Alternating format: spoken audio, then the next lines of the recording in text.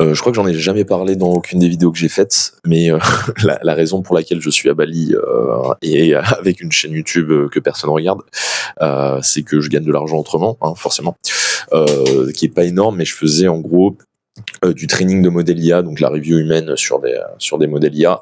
Et bon, honnêtement, en fait, les missions que j'avais, ça suffisait pas genre, pour vraiment vivre à Bali. Du coup, j'ai commencé à bosser sur d'autres trucs. Et du coup, en ce moment, je bosse énormément et je me suis vraiment penché. Ça fait longtemps que je m'intéresse beaucoup à l'intelligence artificielle. Et là, en ce moment, je me suis vraiment genre plongé dedans sur comment coder, comment créer des apps avec l'intelligence artificielle, comment créer des sites, comment faire des automatisations, enfin comment faire tout avec l'IA et notamment avec les nouvelles technologies qui ont émergé assez récemment. Du coup, ça m'a fait un peu me conforter dans le fait que c'est ce que je dois apprendre là tout de suite. Il n'y a pas de meilleur skill à apprendre que savoir se servir de ces technologies-là. Parce que avec ce qui est en train de se passer avec les nouvelles technologies qui sont sorties, genre d'abord OpenClaw, là maintenant Cloud Cowork et maintenant tous les modèles qui commencent à sortir un petit peu leur façon en fait d'automatiser, de performer des actions sur votre bureau, etc. Il y a énormément, ça va changer énormément de choses en fait dans j'allais dire les prochaines années, les 10 prochaines années, mais non, enfin dans l'année qui vient et l'année d'après, hein, ça va être vraiment assez rapide. Il y a des gens qui vont dire oui, l'IA va remplacer nos tafs dans les 10 prochaines années. Les gars, c'est pas dans les 10 prochaines années, hein, honnêtement. Genre pour avoir mis les mains dessus, c'est maintenant, quoi. C'est dans les 2-3 années qui viennent, un grand max.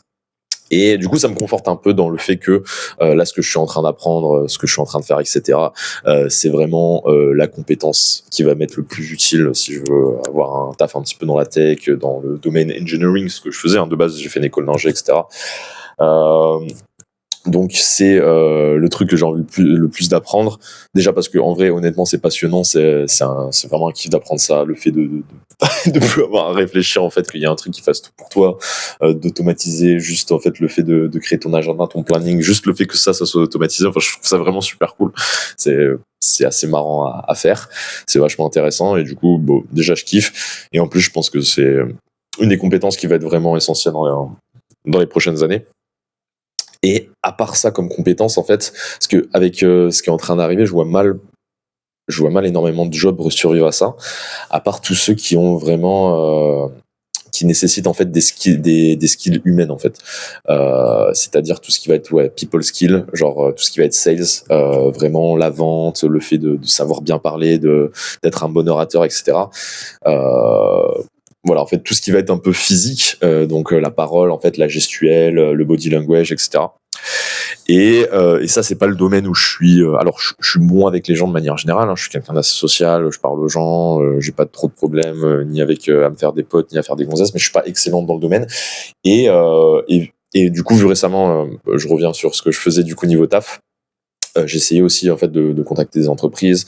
J'avais un site web où en gros je propose de faire un peu du conseil pour les entreprises au niveau de l'IA, de leur créer des solutions, etc. Et j'ai eu quelques meetings avec des entreprises comme ça, mais ça n'a jamais été fructueux, juste parce qu'en fait je suis mauvais en sales et je sais pas closer, quoi. Du coup durant le meeting j'étais là, en fait ça se passait bien, tu vois, j'avais une bonne interaction avec la personne, ça marchait bien et tout, sauf qu'après en fait j'avais pas le truc de funnel, de vente ou de quoi que ce soit. En fait j'ai jamais fait de vente de ma life et du coup j'étais juste mauvais dans ça et du coup après la personne déjà je bookais pas de meeting dans le meeting que j'avais.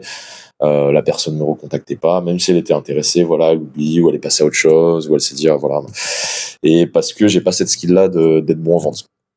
Et en fait, quand tous les business, tout sera automatisé, en fait, faudra quand même un truc pour vendre les produits une fois qu'ils sont faits. Il y aura plus besoin de personnes pour fabriquer les produits, il y aura plus d'ingénieurs, il y aura plus besoin forcément de tout ce qui va être digital marketing, ça va être remplacé, ça peut être automatisé aussi, la création de contenu, probablement aussi, tout ce qui va être édition de vidéo, édition de photos, design aussi.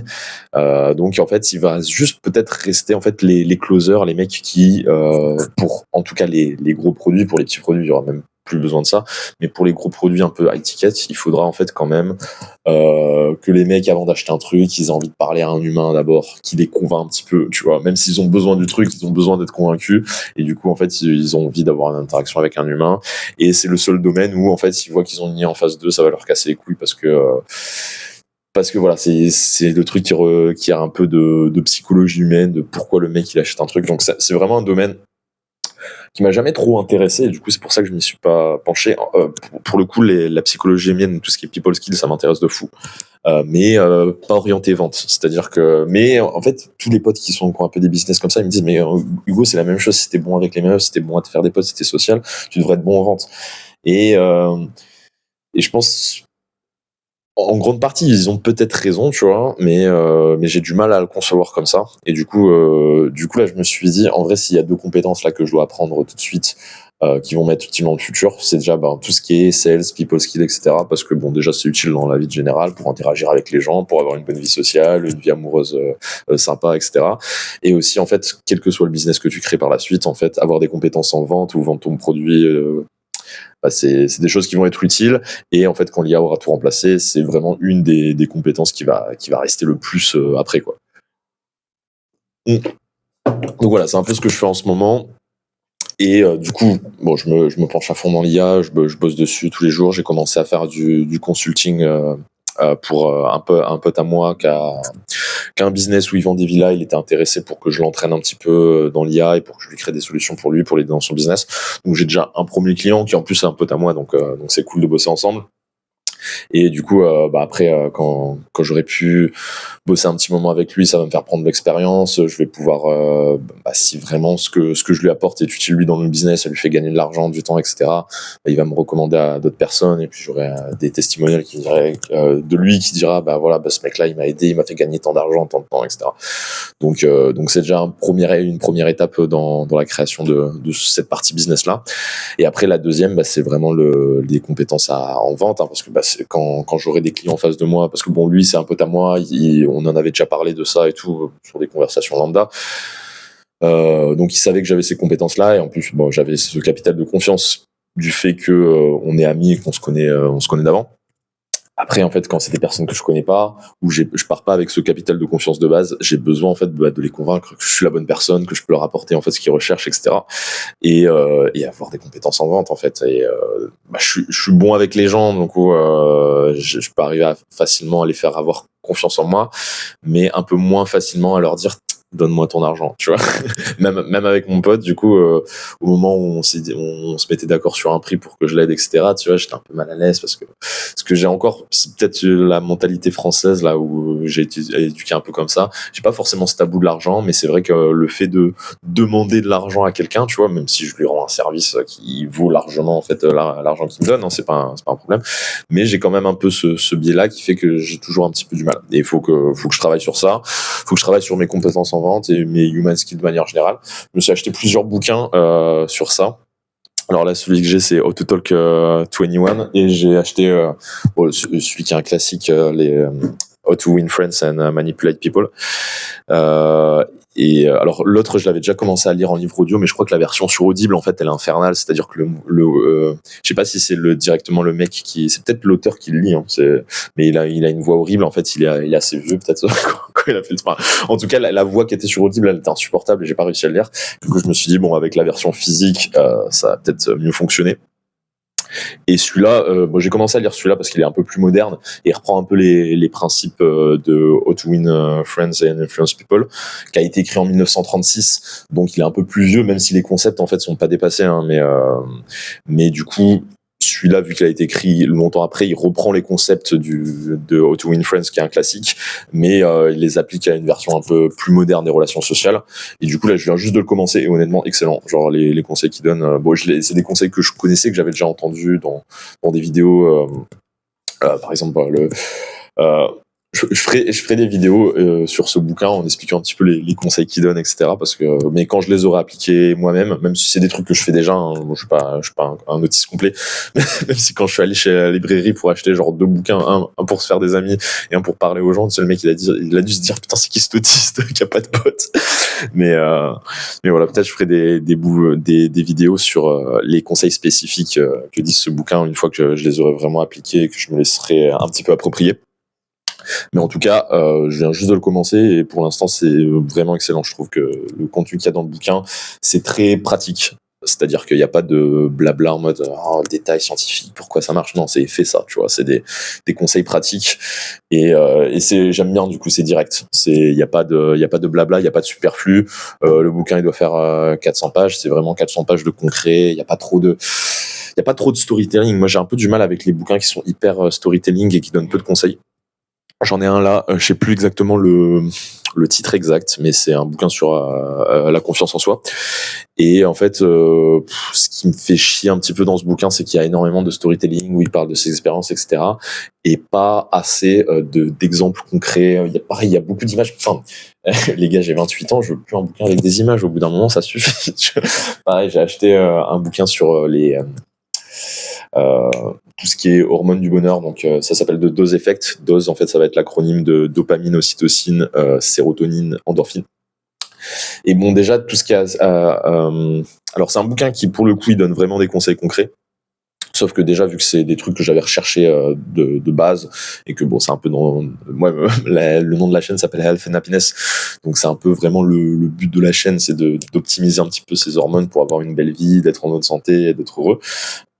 Et du coup, en fait, bon, tout ce qui est préconisé dans ce bouquin, je le faisais déjà, mais je fais déjà la version beaucoup plus extrême que ce qu'il préconise, tu vois. Donc bon, c'est toujours des bons reminders, mais voilà, c'est un bouquin un peu facile et pareil, il y a 15 000 images. Bon, le bouquin est bien en soi, j'ai pas envie de le critiquer, hein, le bouquin est pas mal, tu vois. C'est un bouquin pour plus débutants sur le sujet que ce que moi j'étais pour le coup. Donc même si bon, je l'ai lu, ça se lit très facilement pour le coup, tu vois. Ça paraît un gros bouquin, mais en fait, il fout des images et des schémas partout. Du coup, ça se lit quand même vraiment assez vite. Là, non, là, il y a pas d'image, c'est que du concret, ça va direct droit au but. J'aime beaucoup.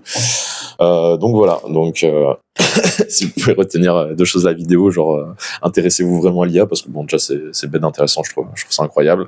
Et bon, vous laissez pas dépasser, hein, quel que soit ce que vous faites dans la vie, quel que soit votre business, en fait, avoir un peu des connaissances sur ça ou savoir juste au moins l'utiliser, ça va vous apporter énormément. Au moins soit vous faire gagner de l'argent, soit vous sauvegarder. Vous économisez énormément de temps. Et sinon, voilà, travailler en fait vos people skills, soit en lisant des bouquins si vous êtes un putain de nerd, soit en fait vous sortez, vous allez à votre salle de sport et vous allez parler à des gens comme un être humain normal. Moi, j'ai décidé de faire les deux, mais voilà, vous pouvez faire ou l'un ou l'autre. Je pense que faire les deux, c'est pas mal. Avoir le côté un petit peu théorique et après le côté pratique. Le risque en fait, quand vous lisez des bouquins dans ce style-là et que vous faites que ça ou vous regardez des vidéos quoi, c'est de devenir un peu un nerd de la psychologie et en fait d'avoir en fait toute la théorie de comment interagir avec les gens sans la pratique et du coup au final bah, ça marche pas parce que vous avez beau avoir toute la théorie, bon si vous pratiquez pas en fait ce qui est dit dans les livres, etc. Bah, juste ça va pas marcher, hein, vous allez juste rester un putain de nerd et pas avoir de vraies interactions sociales. Le but c'est de pratiquer, d'aller parler aux gens de la rue, dans la salle de sport. Moi j'ai la chance d'être à Bali où tout le monde se parle, donc c'est pas bizarre en fait que j'aille dans la rue, que je parle à quelqu'un, ou encore moins la salle de sport. C'est vraiment je suis vraiment dans une salle de sport qui est ultra sociale où tout le monde se parle. Donc en fait si je vais approcher un mec, une meuf, que je commence à lui parler de manière random, c'est tout sauf bizarre, c'est vraiment juste normal, tu vois. Genre le mec bizarre, c'est vraiment le mec qui a les écouteurs et qui parle à personne durant sa séance de sport. C'est lui en fait le marginal ici. En France, si vous allez dans une salle de sport, vous êtes le mec sans écouteurs comme moi. Je prends jamais mon téléphone à la salle, j'ai pas d'écouteurs, j'ai mon petit carnet de notes où je note mes perfs et tout. En France, ça va être un peu moi le mec bizarre. Là, non, il y a pas beaucoup de gens qui ont des carnets de notes. J'en ai rencontré 2 ou 3, mais c'est pas hyper commun ici. Mais par contre, c'est très commun en fait de se parler, d'avoir des interactions sociales là, n'importe quel moment en fait. Voilà, c'est tout ce que j'avais à dire. Hein. Bisous.